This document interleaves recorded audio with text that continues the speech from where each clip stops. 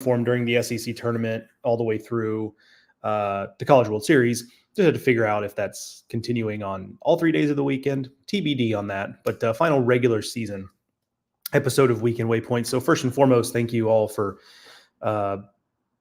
supporting this show, for being a big part of it with your questions, for just basically making this show work. It's been awesome to do this season. Looking forward to doing it next season. It's been a lot of fun. So thank you for being along for the ride. I want to make sure I say that so I don't forget by the time we get to the end of the episode. I also have to let you know that this episode of Sunday Waypoints, every Sunday episode of Weekend Waypoints, brought to you by Active Wealth Management. Ford Stokes and Sam Davis, my guys over there, baseball guys. They love the sport. Sam Davis, during his days at University of Kansas, worked with the baseball programs. That's kind of a fun little nugget there. And as always, our call to action, visit activewealth.com, click schedule a consultation to get your free 401k review, a $1,500 value at no cost to you. Also, if you're in the Huntsville, Alabama or Atlanta, Georgia markets, those guys have a television show called Retirement Results that's on local television there, and radio show. So lots of stuff there on the media side for those guys as well. Okay, let's get into Saturday's results. We always start with our game of the day. And frankly, I picked one. We'll get to it in a second, but not a great day of games. We can be honest with each other, right? Last day of the regular season didn't give us a ton in terms of drama. That's okay. They can't all be electric days in terms of results. But I went with Tennessee 4, South Carolina 1. And I will share my screen with the box score here, which is a thing I sometimes forget to do, but most of the time I remember to do it. Again, like it's kind of like South Carolina's seen this movie before. They get off to a good start. It's at least run prevention wise. 2 days ago, it was Garrett Gainey. Today it was more of a staff day, beginning with Dylan Eskew, but they throw up 3 zeros and then just one run in the fourth. So like, okay, you're still in this game. And then it's a 5 spot or a 3 spot in the 5th inning. And suddenly the game feels like it's really out of reach, considering how well Tennessee has pitched South Carolina all weekend. That continued in this one. Xander Sechrist, who, because of who he is as a pitcher, like he doesn't have big time stuff. He doesn't, he's not going to blow things by hitters because of the pitcher he is. Like, he's going to have games where he gets hit a little bit. So it's been somewhat up and down for him, but it's been a lot more good than bad for him. And here was very good. 6 innings pitched with 4 hits allowed, 6 shutout innings, no walks, 4 strikeouts, just exactly what they needed from him. Does it on 65 pitches, frankly. Like, had they really needed it? Now, I think they just probably didn't want him to go through the lineup a third time, and I get that. But 65 pitches, that he was just carving South Carolina. South Carolina never really had any sort of extended success against Sechrist. Incredible outing there. Once they got that lead, they kind of cruised in. Relief work from Nate Snead and Aaron Combs. The win for Tennessee tied them with Kentucky atop the SEC standings. So SEC co-champs officially, Kentucky and Tennessee, but because Tennessee has the tiebreaker with Kentucky with that series win in Lexington, Tennessee's your number 1 seed in the SEC tournament. Number 2 seed is Arkansas, because remember, the SEC gives the 1 and 2 to the division champs. So Arkansas is the number 2, Kentucky is the number 3. All of these draws in the SEC tournament are tough. So the 1, 2, and 3 seed, like it's kind of a marginal difference, frankly, between those. So it is what it is. But for Tennessee, certainly some bragging rights. If you want to call yourselves the true SEC champions, the SEC league office disagrees with you, but I can understand where you're coming from there, since you do have that tiebreaker over Kentucky. So big win for Tennessee to get that sweep, which I didn't think they'd get. I thought South Carolina was a desperate enough team that South Carolina would come away with a win, but Tennessee just controlled this series. It wasn't really that competitive largely. So, another great result for the Volunteers. Okay, got some comments waiting here. Jason Armstrong, how about them Tigers, Joey? Shout out going with the Joey. Let's not bury the lead. Is LSU in, even if they drop a 7-6 game to Georgia on Tuesday? I would, I wish I could guarantee you that, Jason, just for your own sake, but I can't, because there's 2 conflicting, and this goes for, by the way, 5 13 and 17 teams in the SEC means Hoover is going to be extremely important. But here's the conflicting data points we have. Historically, I think Mark Etheridge has done the numbers here, and I've seen the numbers cited on ESPN as well, that I think 38% of teams who go 13 and 17 in the SEC in the regular season get at-large bids. So obviously that's not great. That's working against the 13 and 17 teams. However, the 13 and 17 teams that typically get in are those that have RPIs, let's say, in the top 30. Well, if I flip over and look at the RPIs, as of this morning, every single one of those 13 and 17 teams has an RPI in the top 30. LSU's is the worst, quote unquote, at 30. So which historical precedent ends up winning out here? Is it that, historically we can't let all these 13 and 17 teams in? Or is it, well, we typically let teams with 13 and 17 records and high RPIs in? And I can't tell you that. Only the committee can tell you that, and we won't find out until a week from tomorrow. So that's frustrating, I know, but you can fix a lot of this with wins, obviously, in Hoover, and that helps. And I think a lot of these 13 and 17 teams, you get one win, you feel a lot better. You're probably in great shape because of the RPIs. The other thing is more of a political thing, or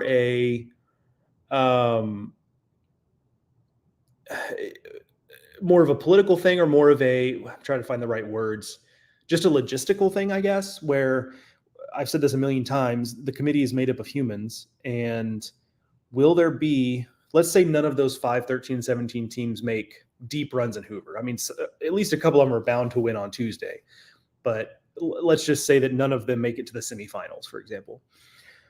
Then can the committee get all of those? Is there the political will to put all 5 of those SEC teams in, or are they forced to draw a line somewhere? And whether it's, and where do they draw those cleavages between those teams?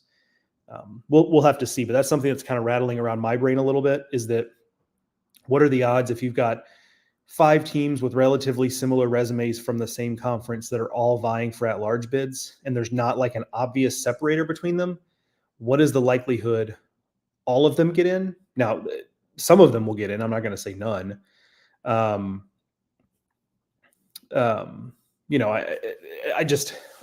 wish I had more confidence to tell you guys, fans of the teams that are sitting on 13 wins, that you're for sure getting in.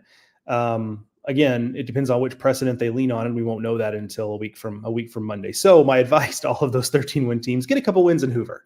You'll feel a lot better. Your fans will feel a lot better. You won't have to sweat out Memorial Day quite as hard. I know it's easier said than done. Carl Dunn, good morning, Joe. Good morning, Carl. LSU finally won a game 3. Now where does LSU go from here? Big game Tuesday morning versus UGA. No kidding. Arguably the best game in terms of quality right out of the gate on Tuesday in Hoover. I won't get too deep into the preview stuff because this is a good chance for me to remind you. SEC tournament preview show Monday, tomorrow night. Can't believe that's tomorrow already. Tomorrow night, 8:30 Eastern, 7:30 Central. However you're watching this, you can watch that way. We'll also have the recording if you can't catch it live, so you can catch up on it afterwards. So we'll save a lot of the preview stuff from there, but I will say that, that LSU Georgia right out of the gate at 9:30 local.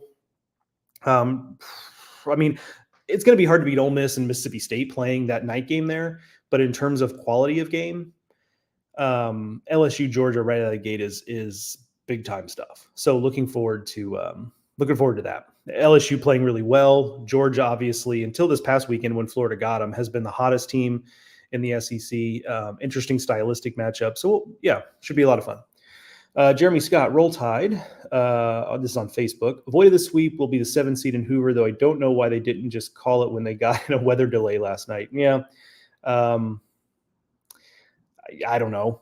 Is the short answer. I think there's just stubbornness of we're just going to finish this. We're going to finish what we started. I don't know. Maybe they just assumed it would be a short enough delay that they could just get back out there. I'm not sure on that one.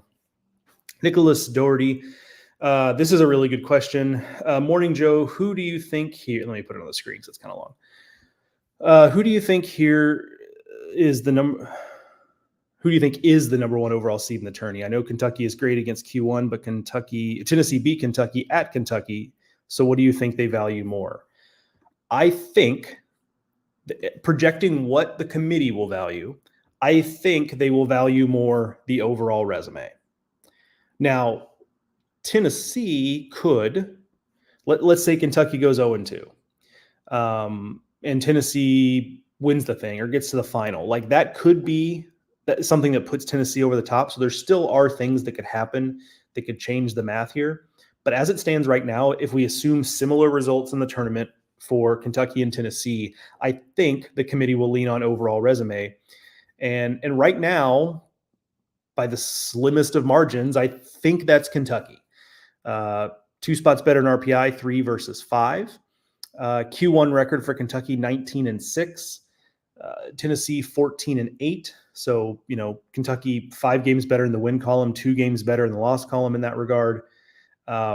That might be enough between those two teams to draw a comparison between the two. But again, if Tennessee goes further in this tournament, then I wouldn't rule out them being able to be the number 1 overall seed. I think at worst, I think those are the 1-2 in some order. And honestly, does it really matter, right? I mean, not to say the question doesn't have merit, because it is a bragging rights thing to be the number 1 overall seed in the NCAA tournament. But the difference between 1 and 2 is just basically which side, if you both get to Omaha, which side of the bracket will you be on, the left or the right? I mean, that's kind of the or the top or the bottom if you do it that way. That's really all that that ends up mattering for. But a very good question, because I do think it's going to come down to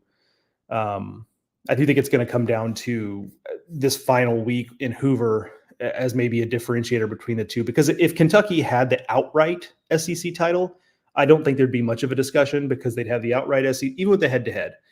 Kentucky would have the outright SEC title. They'd have a better RPI. They'd have a better quad run record. The head-to-head is a data point, but I don't think it would supersede all of those things. But now that they're co-champs, I do think it opens up the door for a little bit more of a debate moving forward.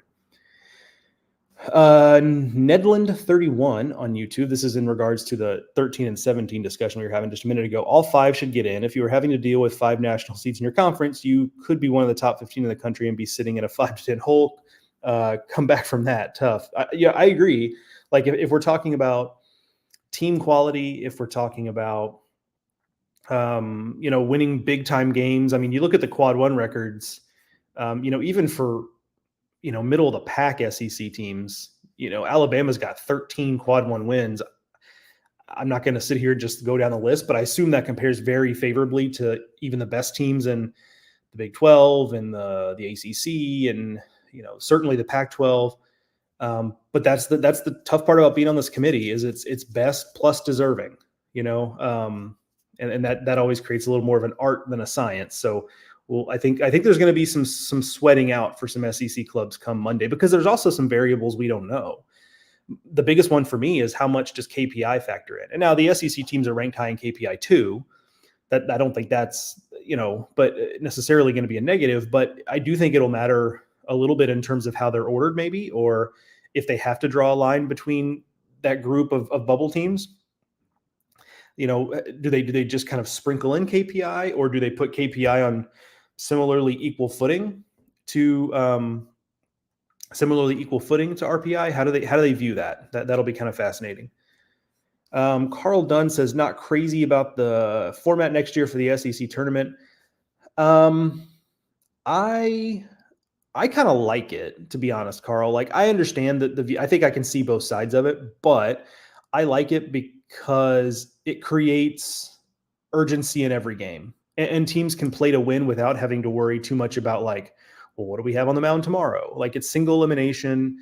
So, you lose, you're out. It creates fewer games. You won't get trapped in the losers bracket where you can really extend your stay there for several days just by losing one game. I kind of like it because it's an easier out for teams that maybe need the rest.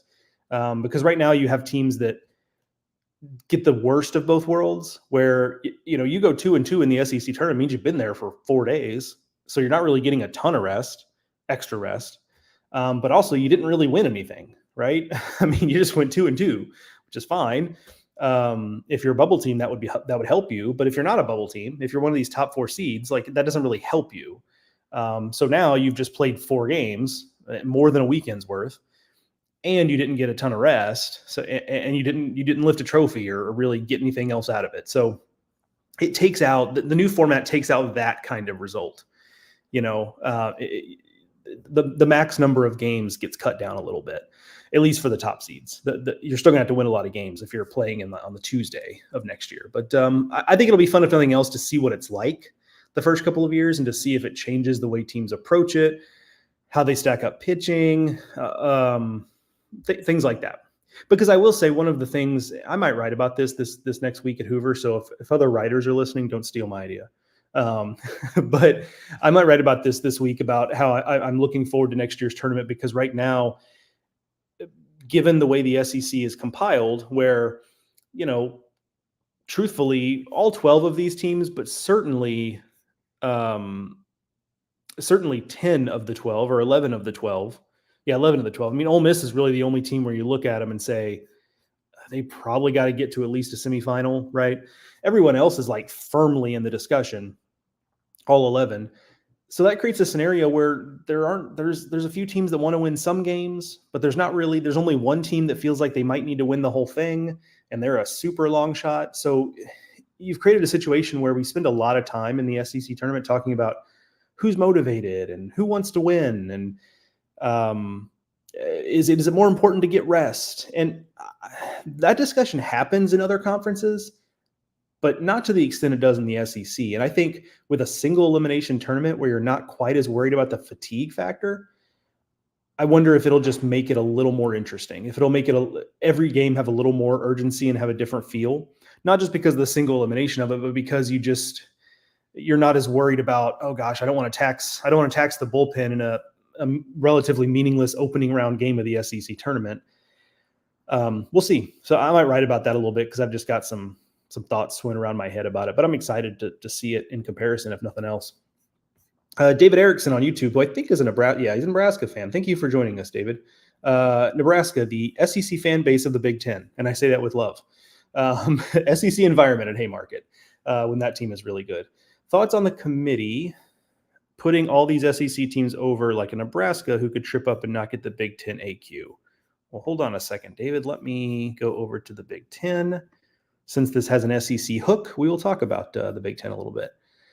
I don't think you have to worry too much about it. I don't think they would come out instead of Nebraska. I think they would go in with Nebraska. Nebraska's in really good shape. I mean, you finished second in the RPI number 4 conference, and I know the Big Ten doesn't really get respected that way, and I get it. Some of the criticism the Big Ten gets is deserved. It was a pretty good league this year.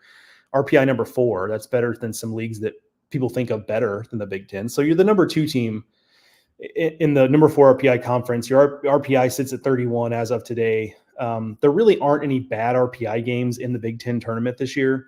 In the past, there have been some. The worst RPI in the group is Penn State at 113, but Nebraska isn't going to play them right out of the gate. So it's not like that's your first game that could potentially hurt you a little bit. So I think Nebraska is fine, David. I understand the question.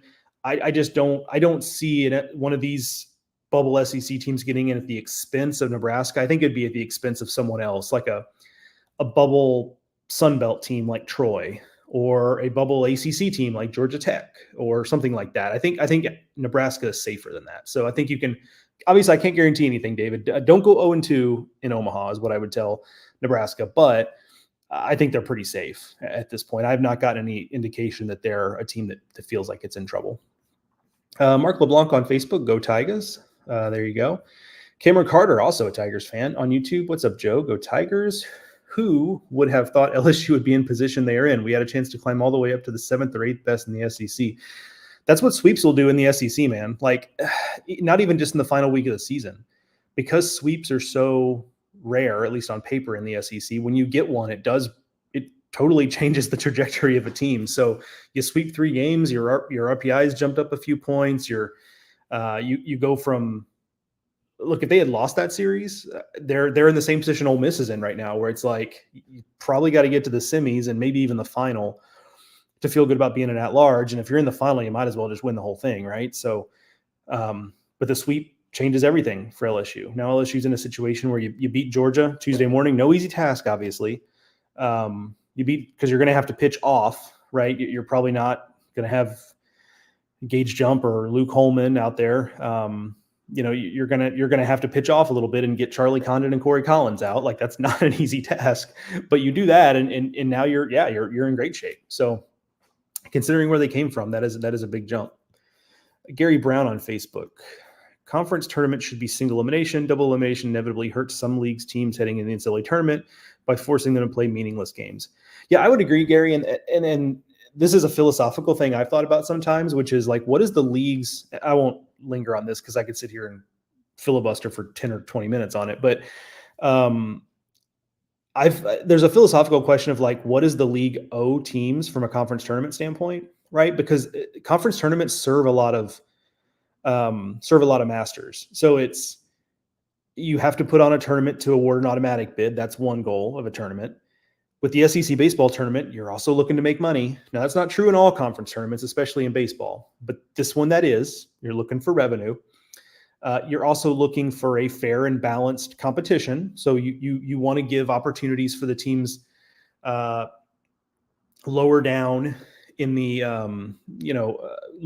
standings to have a chance to make a run. It's also kind of a celebration of your league, right? So it's a little bit of like a baseball tournament combined with a state fair in some ways. And so, so what do they owe the teams in conference tournaments is kind of a fascinating thing, because right now, the format, the traditional double elimination format does punish some teams that make deep runs, because, if you start on Tuesday, you could have to play 6 games. It's 2 weekends worth in less than a week. And college rosters, especially pitching staffs, are just not made to deal with that. And I don't like the ACC's pool play format. I just think it makes for like a boring tournament where you have like literally meaningless games, like 2 teams that have been eliminated from the tournament who are like maybe not even going to be in regionals, or one that's clearly in a regional and one that's clearly out. So neither of them have anything to gain. I don't like that, but I do understand the value of, exactly how many games you're going to play. Exactly what days they're going to happen. The single elimination doesn't totally fix all of that, because it's kind of win in advance. But at least that, if you lose one, you just go home and you go from there, right? It's not like, well, we win one, we lost one, then we won one, and then we got lucky and won another one, and now we're trapped here another day, but we know we have no chance to win the tournament, right? Like, again, the teams are there to win, so I don't think you'd ever hear a coach say that, but I do understand that that's a factor. So for all those reasons, I'm excited about the single elimination format. And then David says, I'll have to swing by when you guys get here to Omaha. Omaha native, grew up going to CWS, the Blatt. Yeah, I was just too young. I wasn't covering college baseball yet when Rosenblatt was around. There are very few things these days I'm too young to have not experienced at this point as time goes by. I know you guys can understand that too, but that is one. And so I wish I'd gotten that opportunity. I do go by and visit the old site just about every year in Omaha. I go by and visit the old site and kind of putter around there a little bit to pay my respects, I guess, if you could say. But I do like that the area around Charles Schwab, as they call it now, has improved a lot. The atmosphere's improved a lot. It feels like we're getting there, and these things just take time. I mean, it's never going to have that community atmosphere that it used to have at Rosenblatt, but I think that's just the reality of the sport's in a better place now, right? Things are going to get a little sanitized when you become as popular as college baseball has become. And it's still not, it's not in the stratosphere of college football or college basketball, the March Madness aspect, but it's a big deal. And so it's just never going to be that again, for better or worse. But I do like how the downtown scene around the tournament has steadily improved. Okay, let's talk player of the day and pitcher of the day here. As always, we'll go through a bunch of options here, use it as a jumping off point to talk about individual games. Kentucky in a losing effort to Vanderbilt. Vanderbilt, that's how they got their 13th win, really took care of business, a 12-4 win over Kentucky. But Kentucky in that losing effort, Ryan Nicholson, 2 for 3 with a double and a home run. He stays hot. On the winning side of that game, RJ Austin, 3 for 5 with a double for Vanderbilt. Matthew Polk, 3 for 4 with a double and 4 runs scored. He's been scalding hot for the Commodores. Calvin Hewitt, 3 for 4 with a double, 3 runs batted in. He's also been pretty hot. Hit a home run a couple nights ago that was his first home run since 2022. That's pretty impressive stuff there. So big win for Vanderbilt to keep them viable, give them a chance to do something in Hoover to get to the NCAA tournament.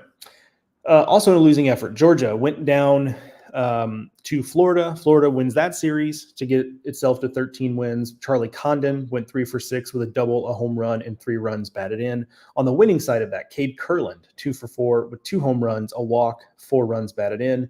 Tyler Shelnut, 3 for 5, 2 doubles with 3 runs batted in. And Colby Shelton, just 1 for 2, though he did have a triple, but walked 3 times and scored 4 runs.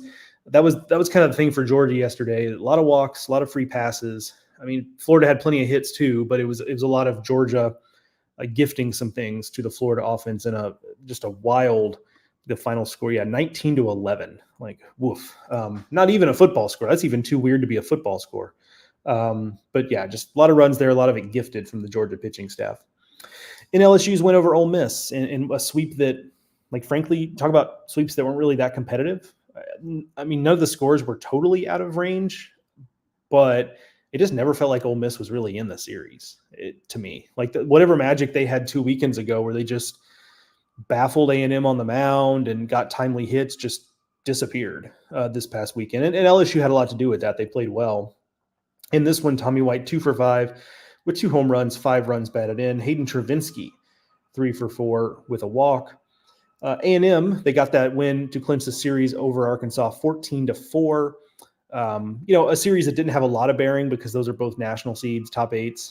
So not a ton of bearing on postseason stuff, but just a good competitive series. Yesterday's game was closer than the final score suggests. A&M had 2 big innings late, and then walked it off in run rule fashion with an RBI single by Ryan Targach, who that's a cool moment there. He wears the number 12, which anybody associated with A&M knows the importance of the number 12. They choose who gets to wear that jersey.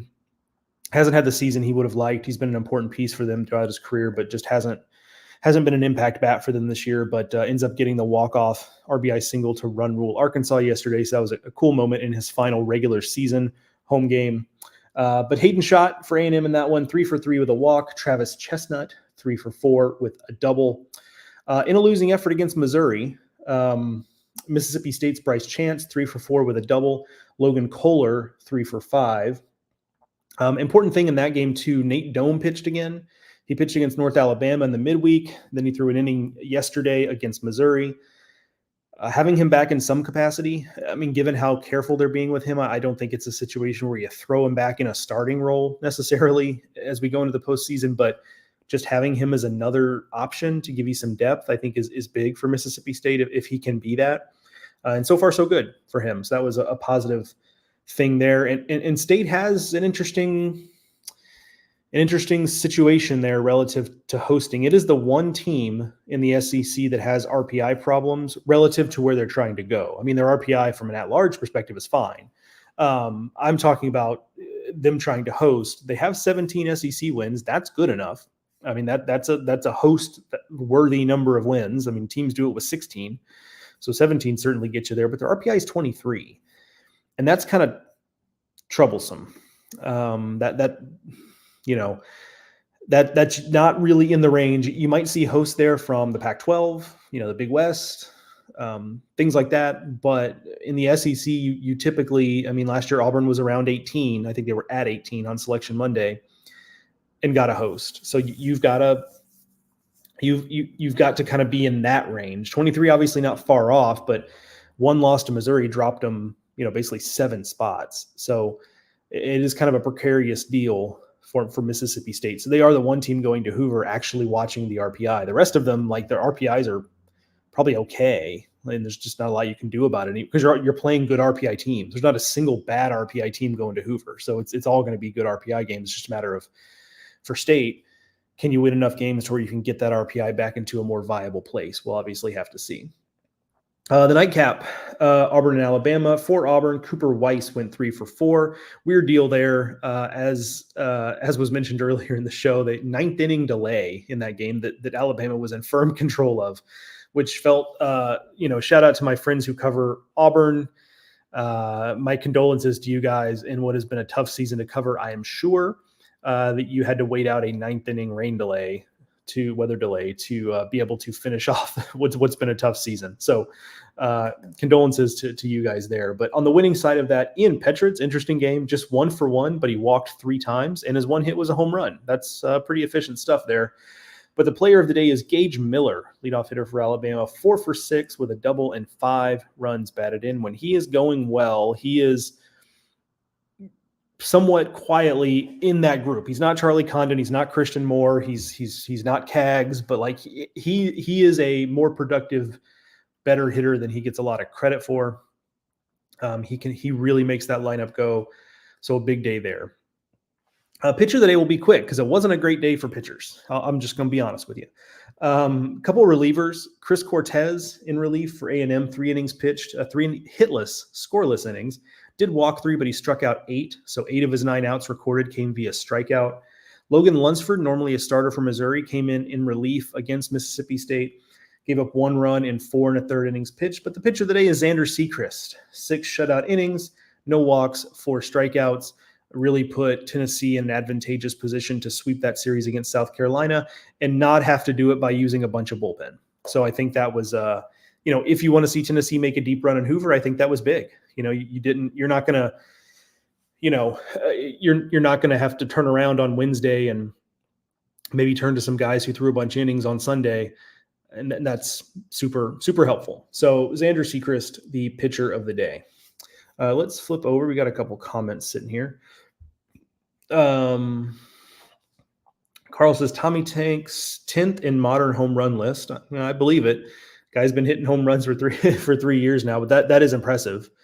It's not a list I think of. Like, we tend to focus a lot, understandably, on like program record. Like Christian Moore and Blake Burke were having that chase, obviously, and Charlie Condon earlier in the season. But the all-time modern home run list is not one I think about very much. So yeah, kudos to Tommy. Thanks for bringing that up, Carl. I hadn't really realized that. Chase Styles on Facebook, is A&M a lock for a top 4 national seed? Well, top 8, I would say probably, right? I mean, A&M's number 1 in RPI. Are they a top 4? I guess I can't say they're a lock for a top 4. I also don't know that being in the top 4 is really all that important. I mean, as long as you're in the top 8, you're in really good shape. Now, you'd rather be in the top 4 than 8. But as long as you're a top 8, I think that's what's most important. A&M is certainly that. Whether they're a top 4, I don't know, because I think Kentucky and Tennessee are 1 and 2 in some order. And then yes, you have a head-to-head over Arkansas, but Arkansas won the West. How does that balance out? I think they're right there on the cusp. Maybe what they do in Hoover adds to it a little bit. I don't know, but if Chase, if they're not a top 4, they're definitely a top 8, and I would probably put them, 5, 6 at the very worst. So they're right there. Jordan Shields on YouTube. Do the Vols move into the number 1 national seed now? We talked about this a little earlier, Jordan. So go back in the show. Probably, I think it was one of the first questions I got. So go back to maybe the first 7 minutes. We talked in depth about this, but the short answer I gave is that I think the committee, this is just me projecting what the committee will do, will lean on overall resume versus like the head-to-head and the fact that the Vols have the tiebreaker over Kentucky.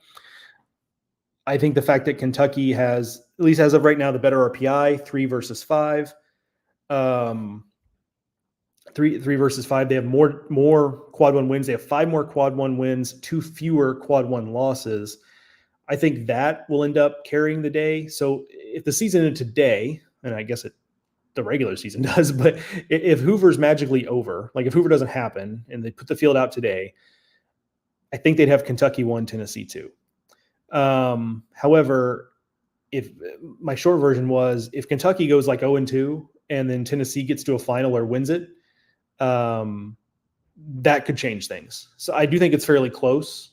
I think the fact that Tennessee got to be co-champs. If Kentucky was outright champ, I don't think we'd be having a conversation. But the fact that Tennessee has the head-to-head and got the co-champion tag, I do think makes it a conversation. Sean Miller says, let's just hurry up and get Hoover out of the way and get to regionals. Well, I mean, Sean Hoover's, well, for me anyway, I understand from like an A&M fan perspective, which I know you are, like, you want to get it out of the way. Like, let's get to the real thing. Like, I get that, but I'm going to have a lot of fun at Hoover. So I hope you guys, whether you're watching at home or in Hoover, I hope you do as well. Let's at least have some fun. Like, maybe a lot of the games end up not really mattering a lot, but let's, it's baseball. Let's have some fun. David says we need LSU to make it into Omaha. That fan base alone floods our city with money. If they don't, which fan base can we count on for Jello shot records? State, if State gets back there, Arkansas, right? Any of those like traditional SEC powers, right? I mean, those are schools that I think could be in the running with LSU to break that record. Tennessee's been there a couple times. Like, I'm going to be honest, like, Tennessee didn't come as strong last year as I would have thought. Now they got eliminated after one win, so like that's part of it.